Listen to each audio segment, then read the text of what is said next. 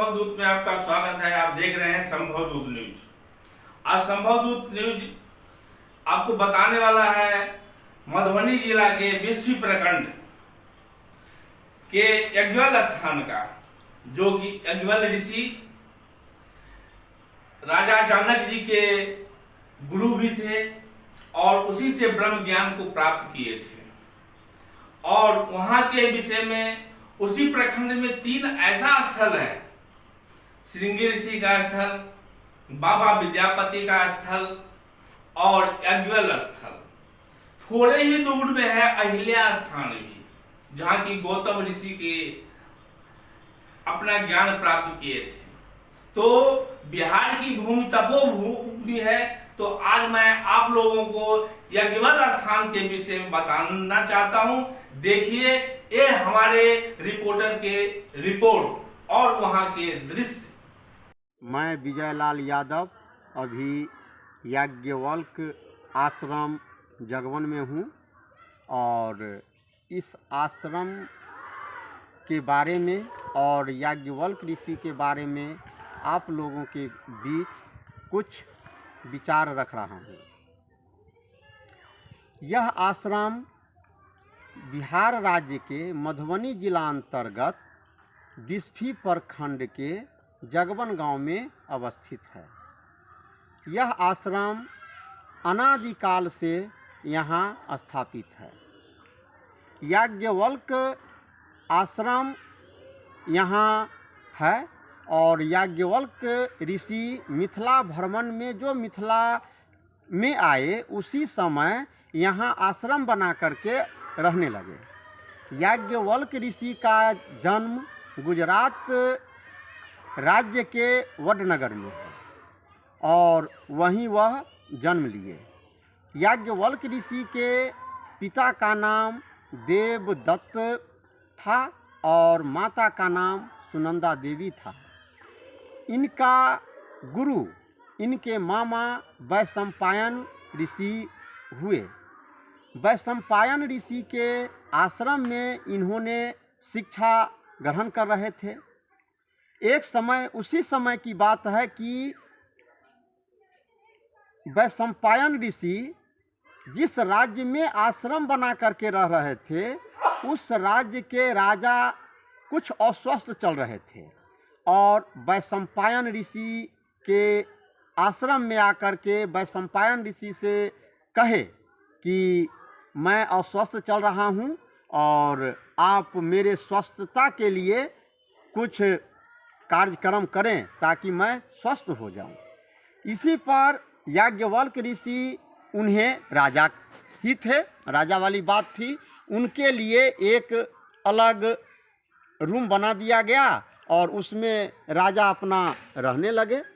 और प्रत्येक रोज उस आश्रम के एक शिष्य को जल मंत्र लेकर के, मंत्र से जल सिद्ध किया हुआ जल लेकर के राजा के यहाँ भेजा जाता था कि राजा के देह शरीर पर यह जल को सिद्ध करो ताकि राजा स्वस्थ होंगे।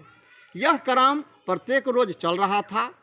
एक रोज का बात है कि याज्ञवल्क ऋषि को ऋषि वैशंपायन जो गुरु थे आश्रम के, याज्ञवल्क को कहे कि याज्ञवल्क आज तुम राजा के पास मंत्र जल सिद्ध लेकर के जाओ और राजा के शरीर पर दो ताकि राजा स्वस्थ होंगे। जो बात चल रहा था उस रोज याज्ञवल्क मंत्र जल सिद्ध लेकर के वहाँ गए आश्रम में राजा के यहाँ।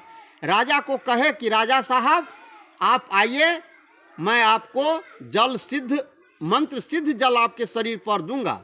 लेकिन राजा के दिमाग में क्या हुआ नहीं हुआ, राजा नहीं आए। इस पर याज्ञवल्क ऋषि 2-4 बार पुकारने के बाद जब राजा इनके बात पर ध्यान नहीं दिया तो जहाँ राजा रह रहे थे उसी के बगल में एक सूखा खंभा टाइप का पौधा था। जो पौधा था सूख गया था, छोटा था, खंभा टाइप का लग रहा था।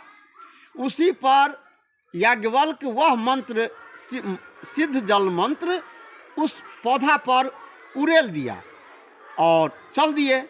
कुछ देर के बाद वो पौधा में हरा भरा हो गया, पत्ता आ गया, पुष्प लग गया, फल लग गया। जब राजा देखे तो राजा को बहुत पश्चाताप हुआ कि यह जल हम पर पड़ता तो मेरा क्या होता। इस पर राजा अपना एक दूत को आश्रम में भेजे और वैशंपायन ऋषि से कहवाए कि जो आपका शिष्य आया था उस शिष्य को पुनः मेरे यहाँ भेजिए।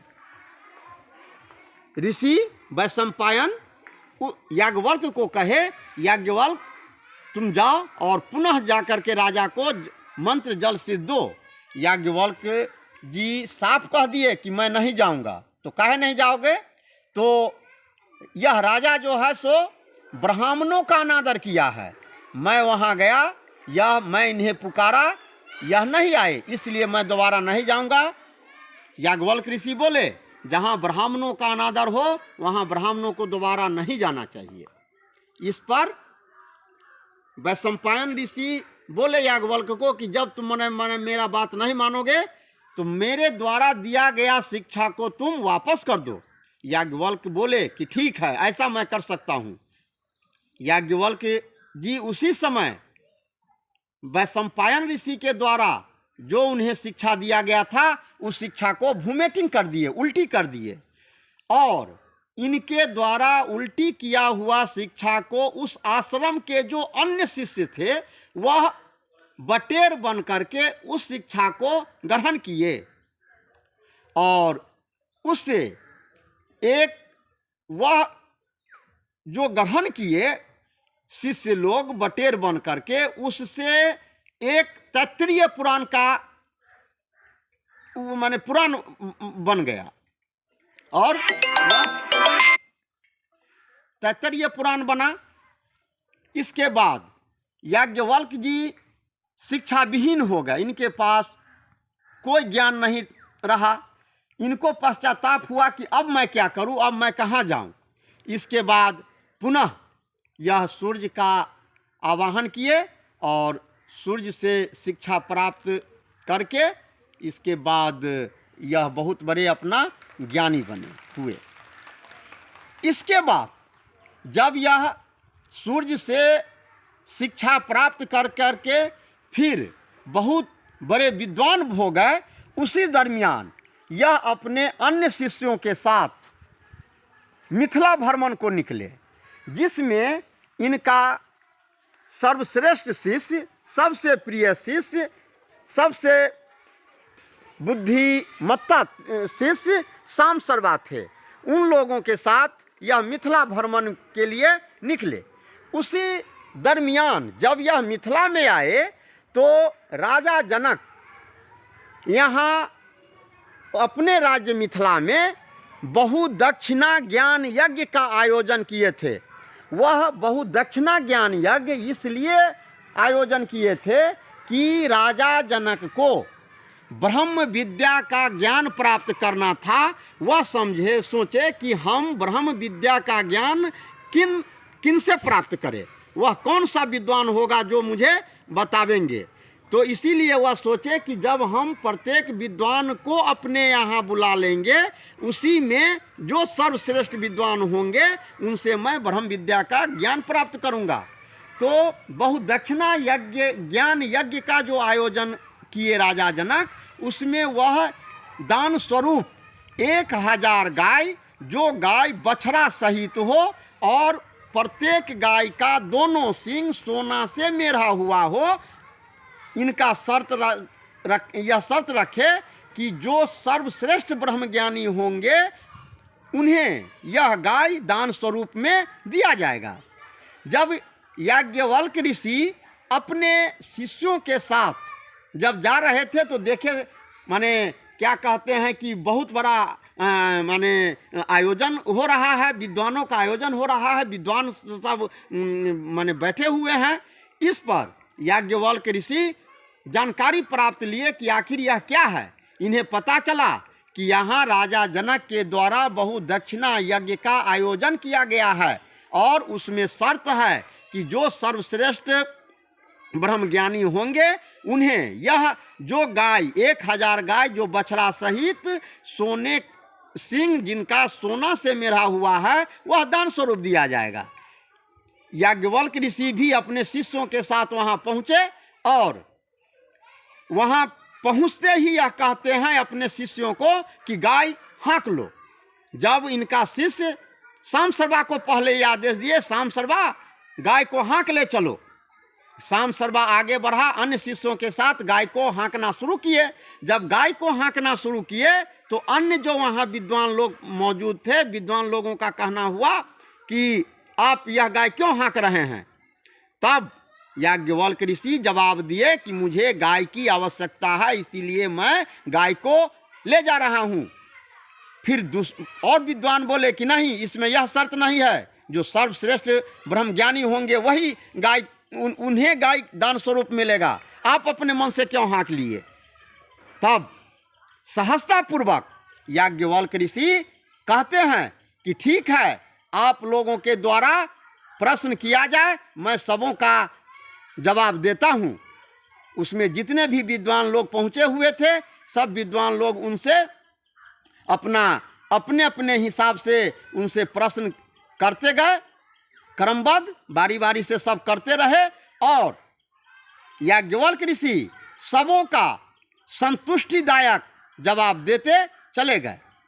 इसके बाद अंतिम में विदुषी गार्गी थी महिला, वह खड़ी हुई और इसके बाद इनसे प्रश्नोत्तर करने लगी। उन्हें भी प्रत्येक प्रश्नों का जवाब माकूल संतुष्टिदायक याज्ञवल्क्य ऋषि के द्वारा दिया गया। फिर अंतिम में एक कठोर प्रश्न गार्गी के द्वारा हुआ, जिस पर याज्ञवल्क्य जी बोले कि गार्गी सावधान हो जाओ, मैं इसका जवाब दूंगा तो तेरा सर जो गर्दन से हट जाएगा। फिर गार्गी चुप होकर के बैठ गई, क्षमा प्रार्थी हो गई और जितने भी विद्वान थे सबों ने सर्वसम्मति से याज्ञवल्क्य ऋषि को ब्रह्मज्ञानी स्वीकार कर लिए। इसके बाद राजा जनक याज्ञवल्क्य ऋषि को अपना भी गुरु माने और याज्ञवल्क्य ऋषि से ब्रह्म विद्या का ज्ञान राजा जनक प्राप्त किए। इसके बाद राजा जनक याज्ञवल्क्य ऋषि से कहे कि श्रीमान, आपसे मेरा एक शर्त है। राजा जनक बोले, याज्ञवल्क्य ऋषि बोले कि क्या शर्त है, कहा जाए। राजा जनक महाराज बोले कि ऋषि जी, मेरा हार्दिक इच्छा यह है कि मैं जब अपने घर से सो करके उठूं तो पहला दर्शन आपका मेरा हो। तो याज्ञवल्क्य ऋषि बोले ठीक है, मुझे यह स्वीकार है। और याज्ञवल्क्य ऋषि मिथिला में ही रह गए और उसी दरमियान यहाँ आकर के इस आश्रम में आकर के अपना आश्रम बना करके रहने लगे। ये कहानी मिथिला में भ्रमण करने का यही कहानी है। दूसरा, याज्ञवल्क्य ऋषि को ब्रह्मा का अवतार भी कहा जा रहा है। एक समय की बात है कि ब्रह्मा जी यज्ञ कर रहे थे। उस समय अपने हिंदू सनातन धर्म में 100 पत्नी यज्ञ में मुख्य यजमान बनना जरूरी है। ब्रह्मा जी यज्ञ का पूरा आयोजन कर लिए। यज्ञ का मुहूर्त बीता जा रहा था, परंतु उनकी पत्नियां नहीं आ रही थी। पत्नियां अपने सहेलियों के साथ और उनकी जो सहेली सब थी उनके साज श्रृंगार में मस्त थी। और सावित्री भी यही सोच रही थी कि मैं कितना सज धज करके वहाँ यज्ञ में पहुँचूँ, यजमान के रूप में बैठूं। उसमें विलम्ब चल रहा था। पंडितों के द्वारा कहा जा रहा था कि शुभ मुहूर्त बीता जा रहा है, जल्दी से जल्दी जो है सो कीजिए, नहीं तो जग का शुभ मुहूर्त बीत जाएगा। और हमारे यहाँ हमारा जो सनातन धर्म है उसमें शुभ मुहूर्त ही मुहूर्त होता है। जैसे शादी विवाह, मुंडन, उपनयन, जितना भी संस्कार है, जो संस्कार का हम आयोजन करते हैं, जग हो, पूजा पाठ हो, सबका एक नियत समय होता है, मुहूर्त होता है, राशि होता है। उसके बाद जो विद्वान गण हैं वह मुहूर्त निकाल के समय निकालते हैं। तो वह जो निकला हुआ था वह बीता जा रहा था। इस पर पंडित आक्रोशित हुए कि नहीं, अब कीजिए, नहीं तो मुहूर्त बीता जा रहा है। उसी समय एक गोप कन्या बगल हो करके गुजर रही थी। फिर हुआ कि जब नहीं आ रही है तो इस गोप कन्या को गाय के मुंह से प्रवेश करा करके योनि द्वार से निकाल दिया जाए, ताकि यह एक नवकन्या उत्पन्न हो जाएगी। वही किया गया। उस गोप कन्या को एक गाय के मुंह हो करके प्रवेश करा करके योनि द्वार से निकाला गया और इसके बाद उससे विवाह कराया गया। और वह विवाह गंधर्व विवाह भी हमारे हिंदू समाज में या मुस्लिम समाज में या जनजातियों में प्रत्येक में अपने अपने अलग ढंग का विवाह है। हमारे अपने हिंदू समाज में 8 प्रकार का विवाह होता है, जिसमें एक गंधर्व विवाह भी है। उस समय वह जो गाय के मुंह से प्रवेश करा करके योनि द्वार से निकाला गया, जो वह कन्या थी, गोप कन्या, उसे ब्रह्मा जी के साथ गंधर्व विवाह करा करके यजमान पर बैठा दिया गया और जग चालू हो गया। इसके बाद सावित्री पहुंचती है तो सावित्री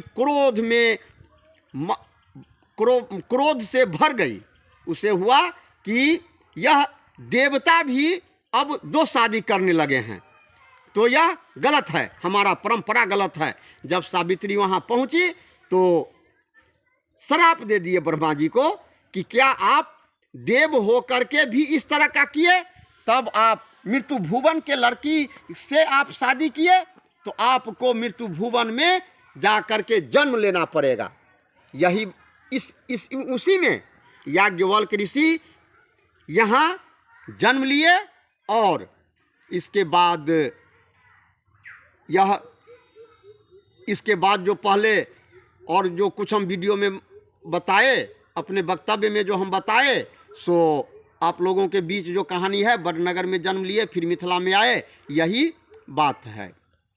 तो इसी में यह भी कहा जा रहा है कि याज्ञवल्क ऋषि ब्रह्मा के अवतार हैं। ब्रह्मा के अवतार कैसे हैं, उनका यही कहानी है। और इनका तो विशेष बहुत ढेर सारा कहानी है। मैं फिर कभी मौका मिलेगा तो आप लोगों के बीच रखूँगा। अब याज्ञवल्क ऋषि के द्वारा लिखा गया ग्रंथ, ढेर सारा ग्रंथ है। इनका मुख्य ग्रंथ याज्ञवल्क संहिता भी है। अभी हमारे यहाँ, हमारे भारतवर्ष में वर्तमान में मनु स्मृति के बाद याज्ञवल्क स्मृति ही है। अभी तीसरा शायद स्मृति ग्रंथ नहीं बना है।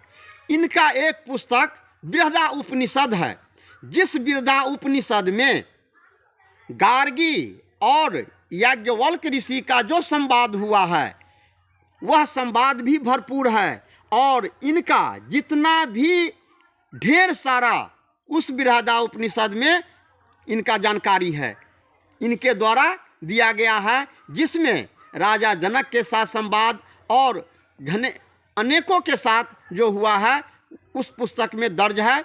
और मैं प्रयास करूंगा कि बृहदा उपनिषद से कुछ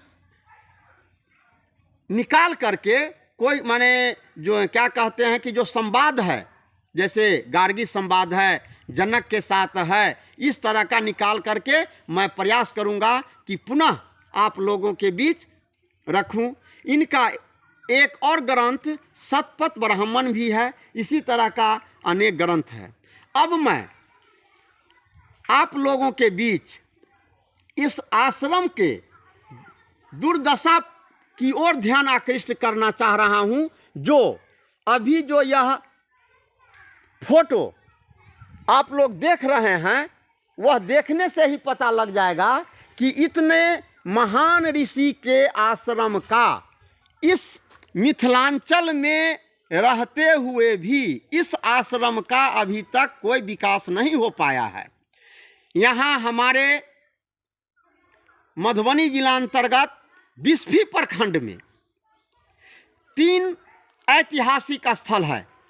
वह है एक याज्ञवल्क आश्रम जगवन, एक विद्यापति स्मारक जहाँ विद्यापति का जन्म स्थान हुआ था, एक सिंहिया श्रृंगी ऋषि, जो श्रृंगी ऋषि पुत्रेष्टि जग कराए थे राजा दशरथ। राजा दशरथ को पुत्र नहीं हो रहा था, उस समय पुत्रेष्टि जग कराए, जिससे राजा दशरथ को 4 पुत्र हुआ। वह श्रृंगी ऋषि का आश्रम बिस्फी प्रखंड के सिंहिया ग्राम में है। लेकिन इस तीनों ऐतिहासिक स्थल का वही दुर्दशा है जो सदियों पहले था। मैं अभी मधुबनी के डीडीसी साहब, नाम मुझे अभी याद नहीं पड़ रहा है, उनके द्वारा एक सर्वे कराया गया था, जिस सर्वे में भी इस याज्ञवल्क आश्रम का पूरा विस्तृत चर्चा गया था। एक बार मिथिलेश कुमार झा, अनुमंडलाधिकारी बेनीपट्टी IAS, वह भी अपने देख रेख में पूरे बेनीपट्टी अनुमंडल में जितना भी ऐतिहासिक जगह है सबका सर्वे कराए। वह भी वहीं का धरा रह गया। हम लोग यहाँ श्री याज्ञवल्क मंदिर उत्थान समिति ग्रामीण स्तर पर एक बनाए, जिसके माध्यम से हम लोग प्रत्येक वर्ष 2012 से याज्ञवल्क महोत्सव मनाना शुरू किए हैं। वह याज्ञवल्क महोत्सव फागुन शुक्ल पंचमी को हम लोग मनाते हैं, जिसमें हमारे क्षेत्रीय विधायक हरिभूषण ठाकुर बचौल जी भी वहाँ पधारे। वह अपने मुखार बिंदु से भी बोले कि मैं इसके विकास के बारे में बोलूँगा। अभी वर्तमान में हमारे बिहार राज्य के मंत्री जीवेश कुमार मिश्र साहब हैं। अगले वर्ष पंचवर्षीय में वह विधायक थे, उन्हें भी मैं यहाँ बुलाया था। वह भी आश्वासन दिए कि उस आश्रम के विकास में मैं बात करूँगा। इसके बाद इस आश्रम में मैं मिथिला विश्वविद्यालय के कुलपति प्रोफेसर साकेत कुशवाहा के द्वारा यहाँ 3 पुस्तकों का लोकार्पण किया गया। फिर 2016 में मधुबनी जिला पदाधिकारी श्री कपिल अशोक साहब और बेनीपट्टी अनुमंडलाधिकारी मुकेश रंजन साहब आए। वह भी यहाँ आए और घूम करके यहाँ से गए। नहीं कुछ विकास हो पाया। मैं आशा करता हूँ कि राज्य सरकार से मैं आशा कर रहा हूँ कि इस बिस्फी प्रखंड के में जो 3 ऐतिहासिक स्थल है, इस तीनों ऐतिहासिक स्थल को पर्यटक का दर्जा दिलाया जाए, ताकि दूर दराज से जो लोग हमारे यहाँ आते हैं वह आवे। और राज्य सरकार का भी यह सोच है कि पर्यटक बिहार में एक उद्योग का दर्जा लेगा, और उद्योग का दर्जा हो जाने के बाद राज्य सरकार को भी आमदनी बढ़ेगी, भारत सरकार को भी आमदनी बढ़ेगी। हमारा सरकार का एक आमदनी का स्रोत उत्पन्न हो जाएगा। और बाद बाकी हमारे बिहार में तो बाढ़ के सिवा कुछ बचा ही नहीं। यह एक आमदनी आएगा ताकि यह आमदनी बिहार के विकास में होगा। यही कुछ शब्द बोल करके मैं अपने शब्द को विराम देता हूँ। जय हिंद, जय भारत, जय मिथिला, जय मैथिली, जय मैथिल। आज के लिए बस इतना ही। देखते रहिए हमारे संभवदूत न्यूज। सब्सक्राइब कीजिए, लाइक कीजिए, शेयर कीजिए, जिससे कि मैं अच्छे से अच्छे वीडियो आप लोगों को बताते रहूं।